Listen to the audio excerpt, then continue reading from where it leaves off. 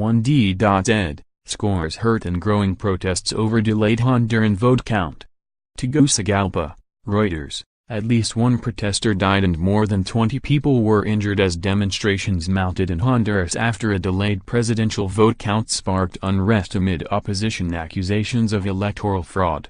A recount of disputed ballots from last Sunday's vote was likely to take up to 2 more days before yielding a winner in a neck-and-neck race between new.s.backed President Juan Orlando Hernandez and his center-left rival, TV star Salvador Nasralla.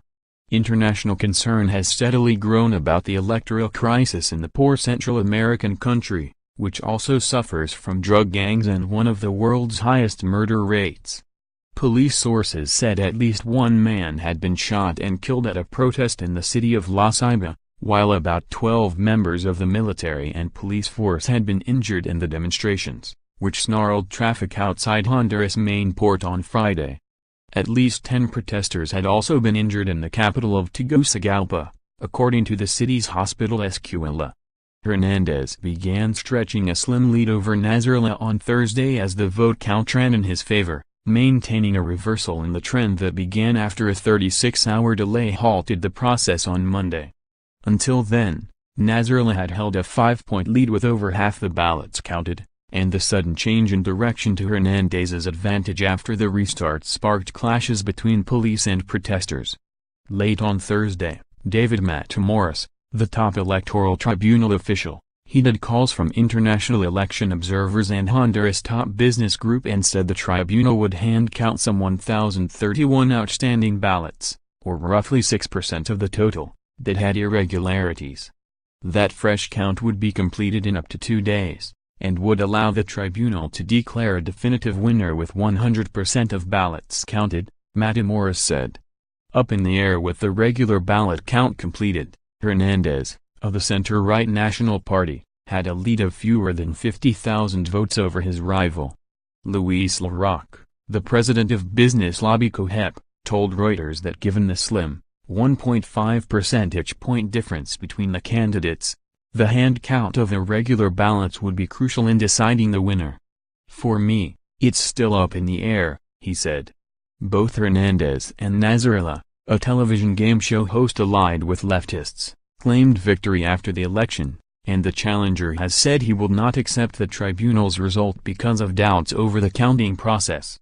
Leading a center-left alliance, the 64-year-old Nasralla is one of Honduras' best-known faces and is backed by former President Manuel Zelaya, a leftist ousted in a coup in 2009 after he proposed a referendum on his re-election.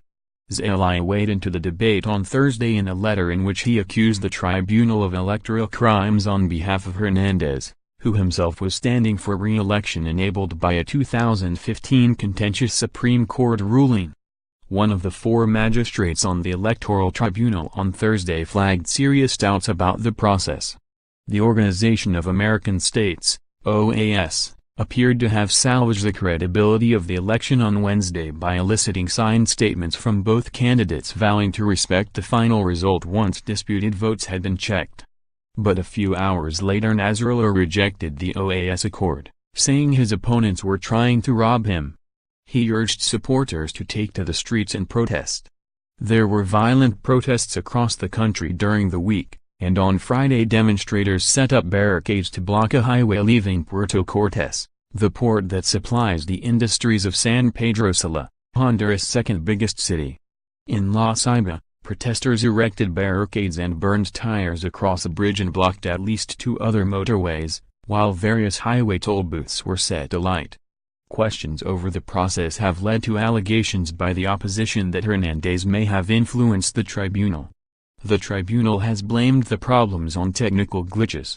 Ahead of the election, opinion polls indicated Hernandez would win the vote in the country of more than 9 million people. Editing by Dave Graham and Michael Perry.